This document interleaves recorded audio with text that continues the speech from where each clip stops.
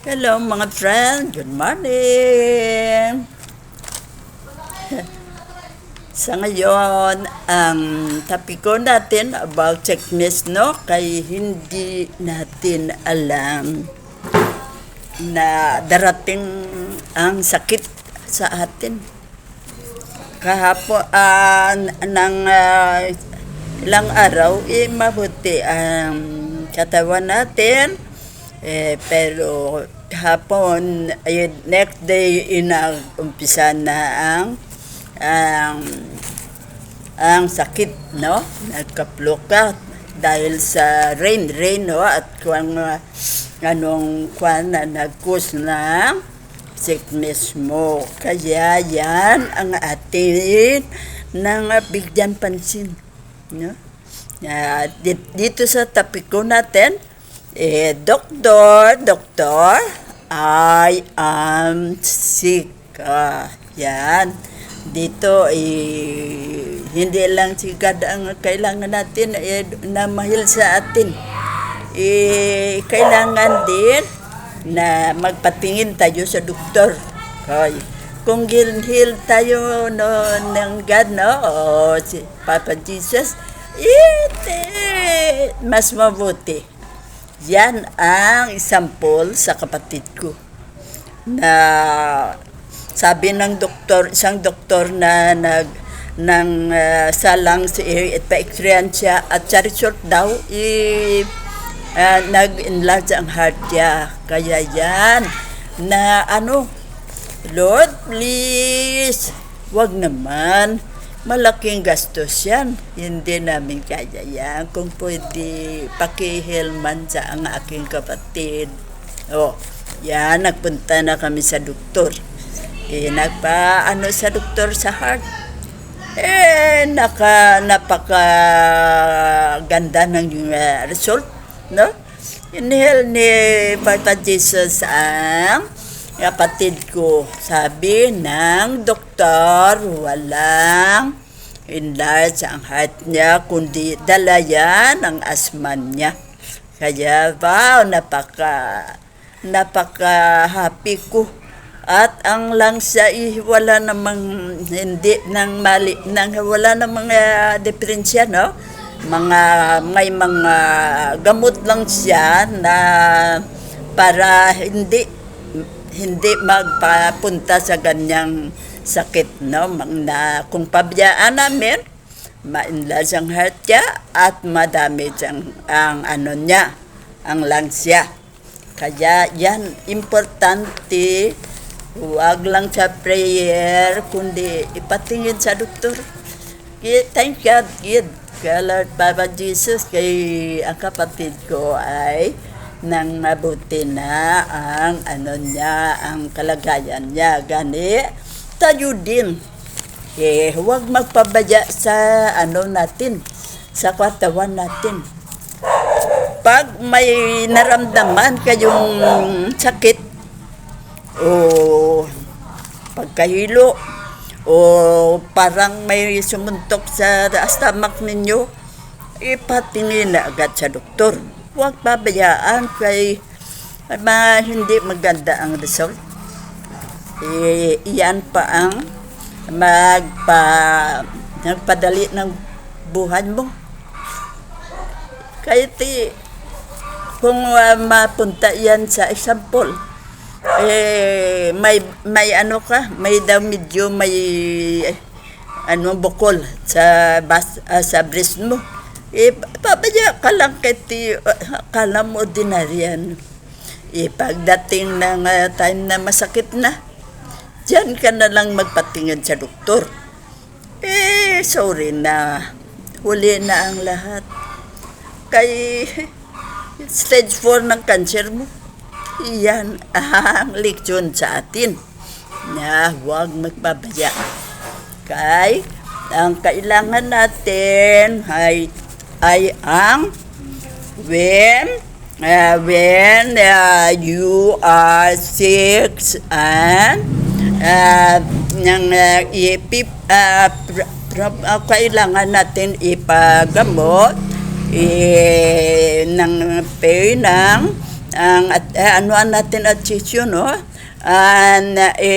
Ano natin sa mga ng kay ang ating example dito, noong unang panahon when you are sick, ang prophet na si Isaiah ay nagdikdik ng mga herbs, no, para maitapal sa sugat ng hari.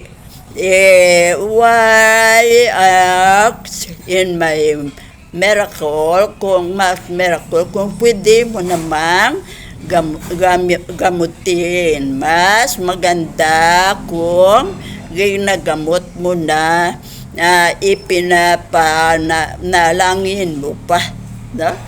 Naipagamot mo na, double healing na, no? Ipinagamot mo na, nag-pray ka na, na-heal sa heaven, na-heal dito sa earth, no? Yan ang double ang ating doktor, no?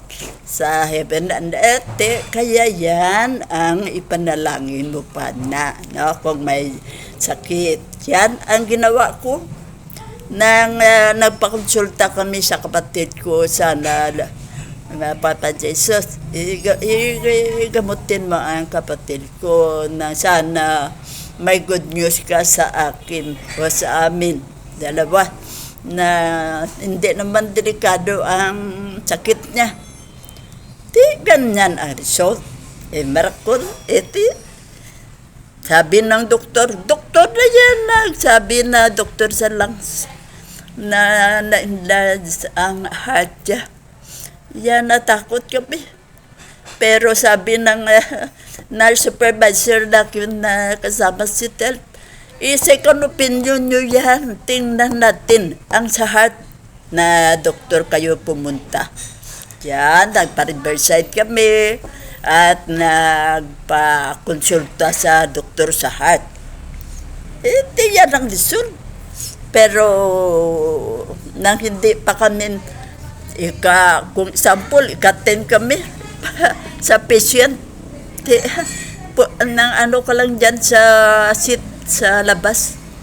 At saka sa nag-upo kami ng kapatid ko, nanalangin ako. Nagpakuan Papa Jesus, sila man ang kapatid ko. Yan ang ginawa ko. Yan ang sabi ko sa inyo. Ang pinakamagandang mag-prayer is sa church, sa start tayo. At ang magandang maka-advise sa atin ay mga priest, mga pastor, no? Pero ang sa akin lang, ito ang advice na pwede mag-pray. Kung malayo ka sa church, kung nang sa hospital ka, pray ka. Kay andyan lang si God, no? God the Father natin, Papa Jesus natin, na nakaantay sa nakarinig ng panalangin natin ang hiningi ng tulong. Kaya pwede tayo. Kung malayo tayo sa church, mas maganda kung sa church tayo ang mag-pray, no? Pero kung malayo sa church, pwede na. Nasa bahay, sa sasakyan na i-pray na huwag tayong magsilinte, no? Huwag kung anong mangyari.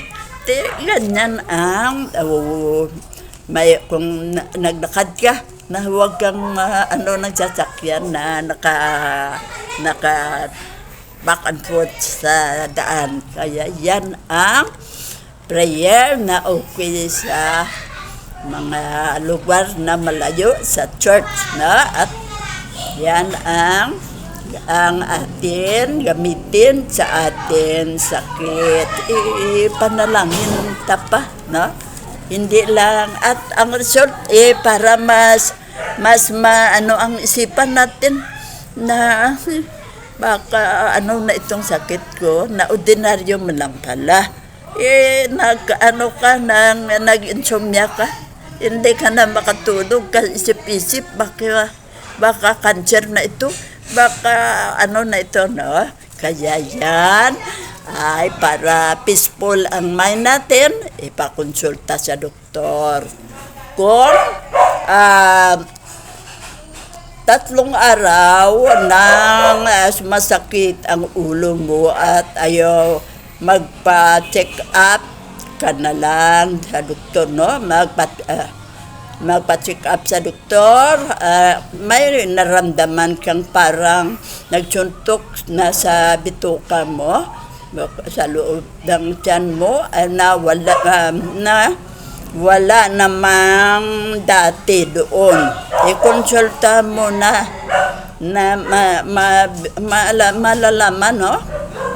At kung anong sakit yan, no? Kaya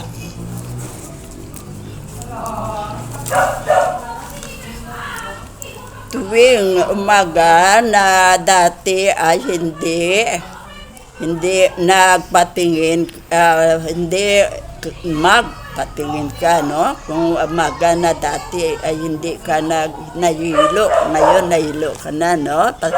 Mapatingin ka, no? Makatatakot naman po, baka malaman ko kung ano yang sakit. Yan ang sa isip mo, na hindi ka mapakonsulta, natatakot ka, baka nang masama ang ng doktor sa'yo, na yan, ang sakit mo ay delikado. Yan ang natakutan mo, pero ang hindi mo alam, na yan ang ng sakit mo. Hindi mo alam, sana nagamot kung sa ngayon ka nagpakonsulta. Ilang years. Uli ng lahat, huwag na tayong magawa dyan. No? Ang mga sakit na mahirap gamutin, mas mabuti. Maaga pa sample dahil mga cyst sa mga bus o saan lugar. Huwag nang pabayaan o sa bari. Ipakonsulta at kung paopera. Kaya yan ang maka-save sa atin sa cancer. Sa mga bus at sa ovary o yang mga lalaki na lasinggo. Mahilig sa mga whiskey, no? At sa mga hindi nila alam na kung wala silang kinain kanin o kung pagkain, whiskey na agad. Hindi nila alam, madamage ang kulon mo. Maging colon cancer yan. Kaya yan ang advice ko, mga kaibigan. Kung yan manggid ang favorite nyo, ang mga whiskey, kain muna ng kanin para hindi para hindi madabit ang ating colon. Kaya mahirap na mag-colon cancer ka. Ang second cause, ang kasi ng husband, ng kasi ng husband ko, namatay noon sa Brunei nakatrabaho. Pero lasinggo. Yan ang pinauwi siya kay may colon cancer siya. Kaya yan ang napaka malas niya, kaya hindi niya pinakonsulta agad. Nasa kanilang trabaho, free ang medical check-up. Yan ang atin ng kasalanan. Bala, na bukas na lang, next time na lang, next year na lang. Pero ang araw, week, month, and year ay ang sakit ay andyan. Sige siya. Kung sa mga tanim natin, yan, sige siya, from lang siya, no? Sa pagtanim mo sa tanim mo, naglaki na siya, naging tree na, no? No. Yan, mga avocado, mga ibang fruit. Yan ang sakit. Katulad din dyan. Sa tagal na nga tagal, naglaki siya. At sa tagal na nga tagal, nagkanser na siya. Kaya tayo mismo na may ganyan mga sign, agapan na, ipakonsulta na tayo sa doktor. Kaya ang makatulong sa atin na hindi matuloy ang ganyang sakit na hanggang ngayon ay hindi pa nalalaman kung ano ang makagamot yan. Kaya walang may cancer na buhay, no? Kaya may kaibigan ako dito na mayaman sila. Asyendero yan. Asyendero yan, no? Billionaire ang husband. Pero hindi kayo makabilib, no? Na pinadala sa abroad sa pinaka the best na hospital at pinaka the best na doktor ang pinaopera. Pero hindi magapan ang cancer sa breast. Namatay din siya. Ang pera hindi makatulong sa atin, no? Ang makatulong sa atin prayer at ng maagang pagpatingin sa doktor para makuha yan. Kung mga sisyan, ikunin agad. Kahit dyan na siya patungo na sa mga kanser, no? Yan ang ating gawin. Kaya, example natin, sa amin sa sitahan, 3 ang babae na nurse at ang isa helper ng dentist sa ng teeth, no, ang dalawa dalaga yan. Walang partner, walang husband. Tinaya magpaatingin, no. Ang magpagpatingin nila no, sumasakit daw. Pumunta sa doktor. Yan, stage 4 na cancer. Wala. Nagpa-chemo.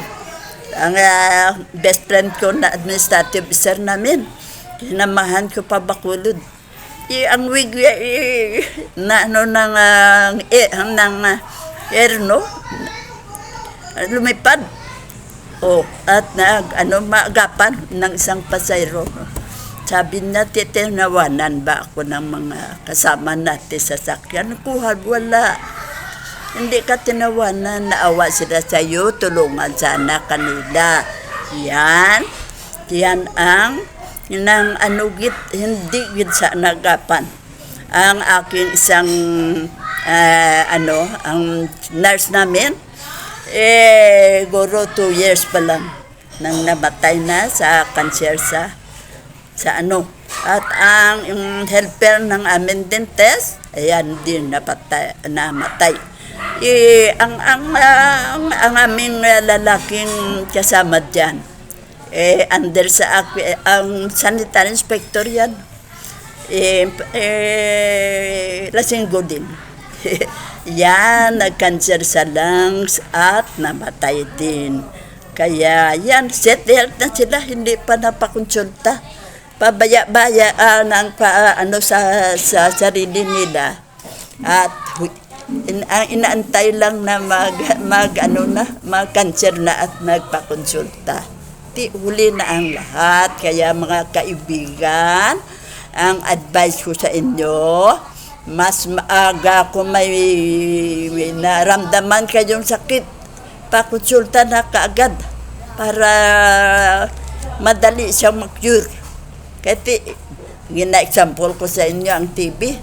Mas madali, sa noon, yan ang napakahirap gamutin noong unang panahon.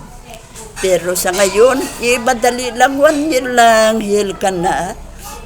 At wala ka pang gastos, plete mo lang papunta sa health. Kay free ang gamot yan. Kaya punta lang sa health, laboratory, sputum ka lang, x-ray, dalhin ang result. at mabigyan ka na ng gamot. Kaya kung ang sakit nyo ay may gamot sa CITELP, huwag nang mahiya, punta agad, no? Yan ang gawin natin, no? Yan, napakasakit, no? Na kundi ka matakot, baka sumakit ang tiyan mo at talagang malala ka. Na malipit ka, huwag ka na rin magpapagapit at hintayin mo na lang na mamatay ka. The point is kung may magpapatingin din lang kayo kapag nalala na, edi magpapatingin din lang kayo habang maaga pa. Kasi mapatingin ka manggi kung malala na, din ang maganda. Ang magpatingin tayo ng habang maaga pa o kung magpatingin tayo ng malala na. Kaya mga kaibigan, dyan kayo pipili kung saan kayo, no? It's not only unfair to you, but also to everybody who cares for you. Yan. Hindi lang yung perwisyo sa atin na masakit, hindi tayo makatulog, hindi tayo makasama sa mga kaibigan natin na mag-enjoy sa mga party kay may sakit ka. Kaya yan ang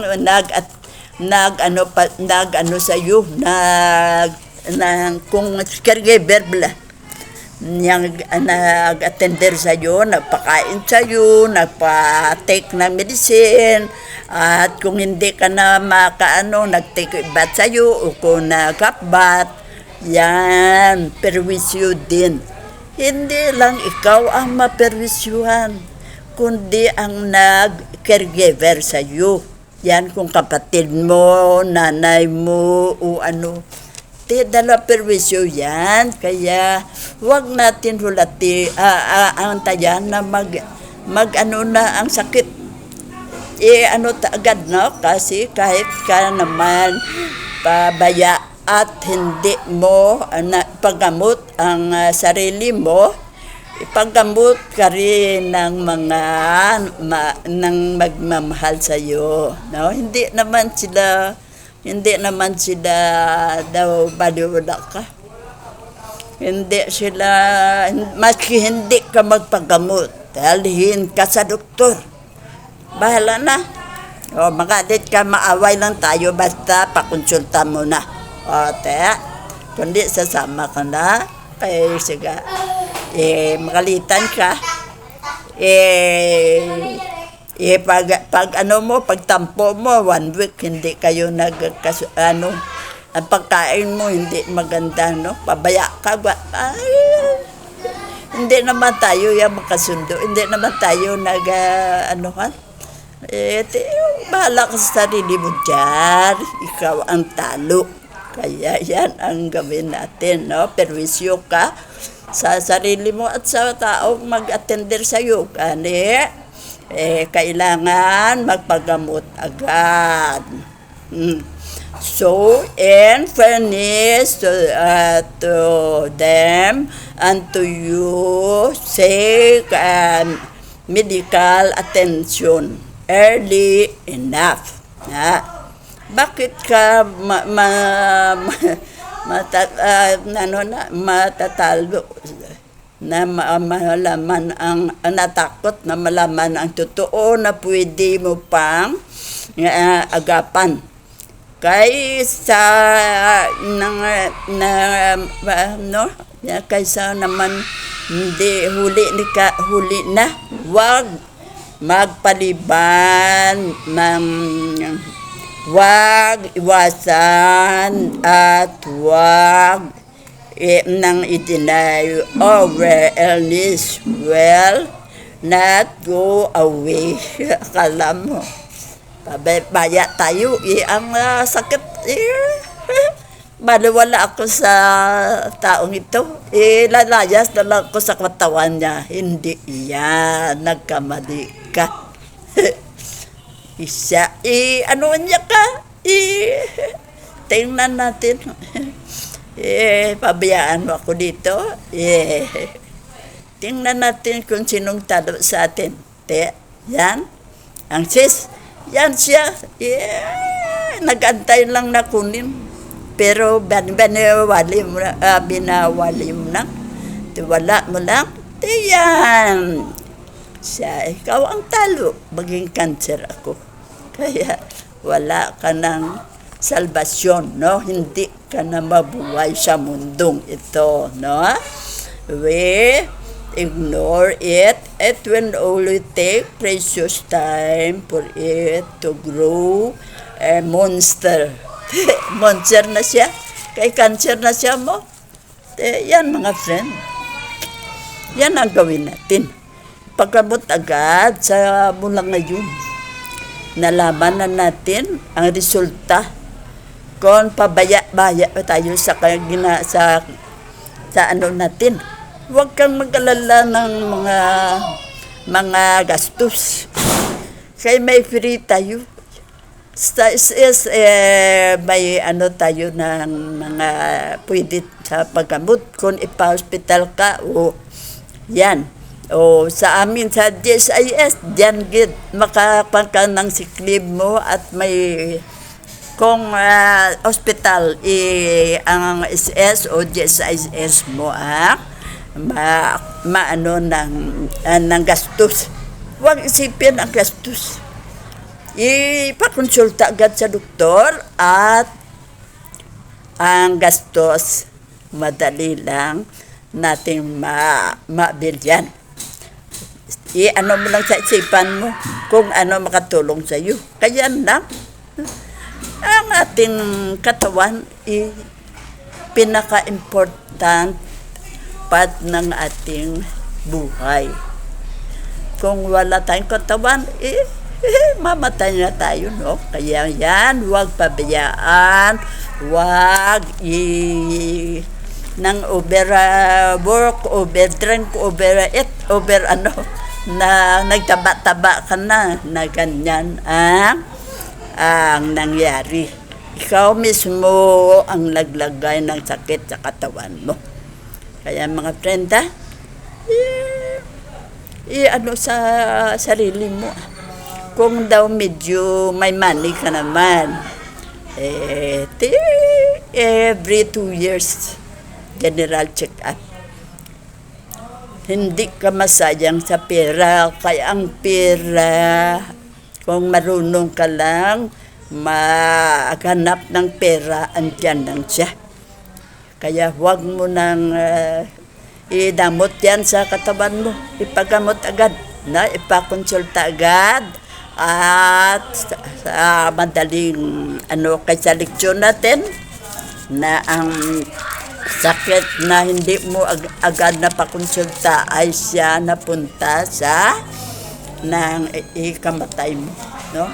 Diyan ang dahilan na mamatay ka. Ganun, my friend. Yan ang leksyon natin, no? At i-apply natin sa buhay natin yan. Kay tayo na may diyan, may premyo diyan. Ang buhay mo na mahaba ang buhay mo dito sa earth na sana hindi mo pauras. Pero ang katawan mo hindi yan na kaya. Ang sakit na hindi na agapan, no? Na example na cancer, na kidney, no?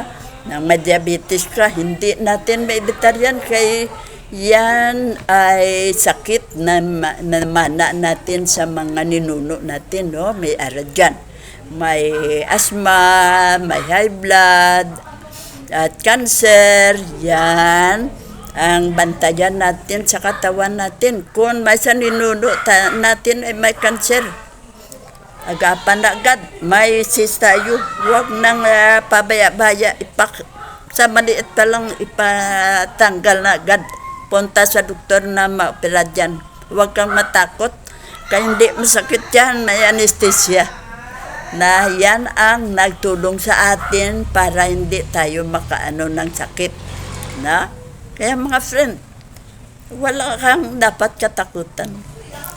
Kaya ang sakit, kung maagapan, napahaba ang buhay natin.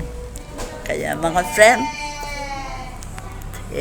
thank you na lang. Ito ang ating ma-apply sa buhay natin kung para hindi tayo mahirapan sa sakit natin. Thank you mga friend. Love you.